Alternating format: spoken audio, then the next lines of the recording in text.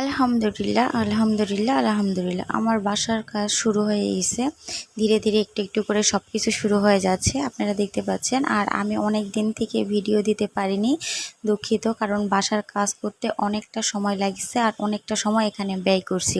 আসসালামু আলাইকুম, সবাই কেমন আছেন? আশা করছি যে যেখানে আছেন ভালো আছেন। আল্লাহর রহমতে আমরাও ভালো আছি। তো আপনারা দেখতেই পাচ্ছেন যে একটু একটু করে বাসার কাজটা শুরু হয়ে গেছে। আর অনেক দিন থেকে আমি ভিডিওটা ছাড়িনি, কারণ হচ্ছে বাসা নেয়ার করার যে টেনশনটা সেটা মাথার উপর ছিল। আরও অনেক কিছু টেনশন ছিল, টাকা পয়সার ব্যাপার তো আছেই, তার মধ্যে এগুলান জোগাল যন্ত্র করার জন্য অনেক কিছু অনেকটা সময় ব্যয় হয়ে গেছে।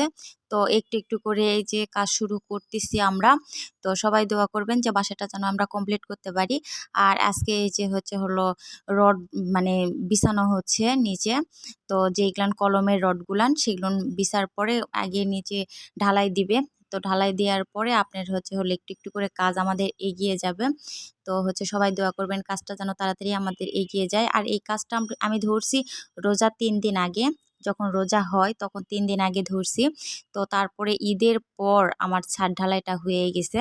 তো এই যে দেখতে পাচ্ছেন যে রাতে ঢালাইটা হচ্ছে, নিচের ব্যাসটা ঢালাই দেওয়া হচ্ছে।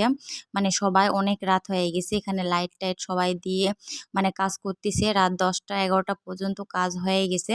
তো তারপরের দিন দেখা হচ্ছে, তারপরের দিন হলো এই যে আবার তারপরের দিন কলম তুলছিল। কলম তোলার পরে তারপরে কিছুটা কলম এই যে খুলে নিছে। খুলে নেওয়ার পরে দেখা যাচ্ছে আর এদিকে জমিতে ধান লাগানো হয়েছে চারদিকে।